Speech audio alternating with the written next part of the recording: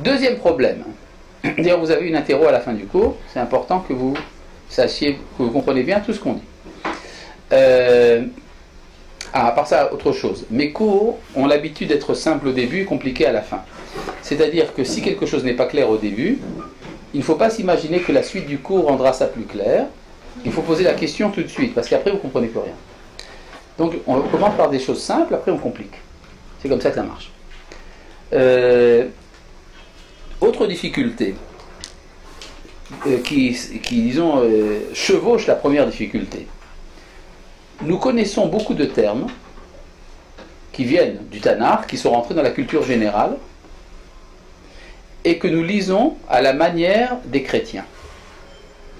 Nous sommes imbibés jusqu'à la moelle de christianisme, parce que nous venons d'une civilisation, nous avons grandi dans une civilisation dominante, la civilisation occidentale, qui a pour origine de toutes ces intuitions le christianisme, même quand c'est une société laïque.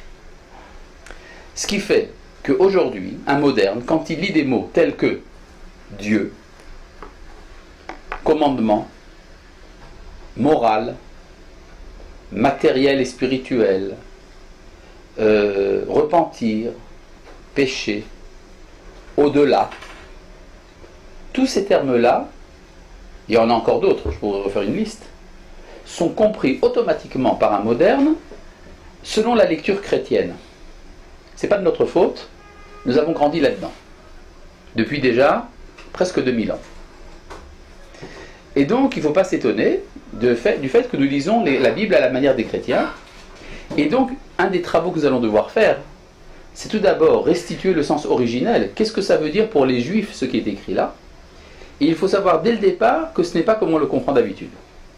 Indépendamment du problème du prophétisme qui a disparu, d'ailleurs, nous n'avons plus de prophète et nous sommes imbibés de christianisme. Donc, deux difficultés dans la lecture du texte. Vous avez compris? Oui?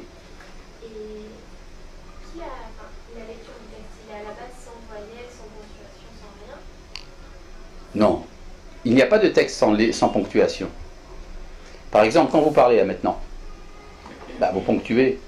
Je ponctue, mais qui a décidé Les signes, ça c'est autre chose. Non, qui a décidé que la phrase on m'arrêtait à tel moment et pas à un tel autre? C'est comme ça que la phrase a été dite quand elle a été dite. Quand Moshe, par exemple, nous a dit ces phrases-là, il s'est arrêté à un endroit. N'est-ce pas? Il a mis une virgule, même s'il ne l'a pas écrite. Est-ce que c'est clair ce que je dis là? Je sais pas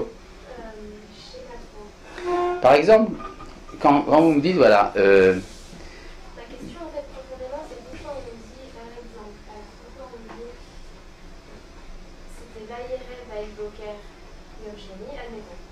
Pourquoi on dit, comment on sait que c'est comme ça et pourquoi c'est pas Vaïrel, point, Vaïboker, Yom Sheni, blablabla? J'ai compris.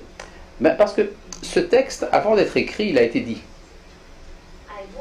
C'est-à-dire, il faut bien comprendre, et ça c'est aussi quelque chose de très important. Nous avons l'habitude d'appeler ça, en français on appelle ça l'écriture, n'est-ce pas? Dans les textes en français on dit, l'écriture nous dit que. Dans la tradition rabbinique on dit hamikra.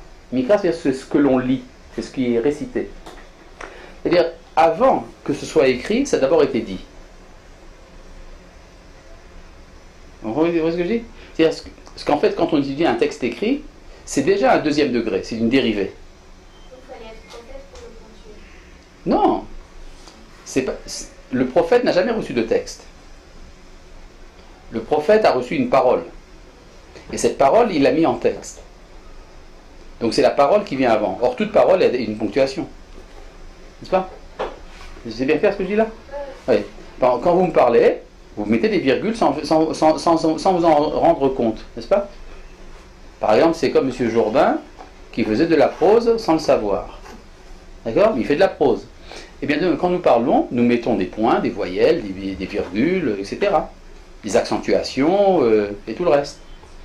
Et après, il faut trouver un moyen de transcription, il faut l'écrire. Alors c'est vrai que dans le Sefer Torah, il n'y a pas toutes les ponctuations. Ça, c'est le signe. Le signe est beaucoup plus tardif dans l'histoire. Mais ça, on s'en fiche pas mal. Que ce soit tardif. Ce qui est important, c'est la parole. Or, la parole, elle est originelle. C'est la parole que nous avons entendue, et cette parole est devenue un texte. D'accord? Si vous voulez, un opposé de cette pensée-là, c'est la pensée musulmane. Chez les musulmans, on parle d'abord d'un livre. Le Coran est un livre. Et ce livre, après, est devenu une parole. C'est exactement le contraire du judaïsme. Chez nous, il y a une parole. Cette parole a été mise par écrit. Et donc, quand on demande pourquoi est-ce que c'est comme ça, il ne faut jamais répondre parce que c'est écrit. Vous savez pourquoi? Parce que c'est pas parce que c'est écrit que c'est vrai. C'est parce que c'est vrai que ça a été écrit.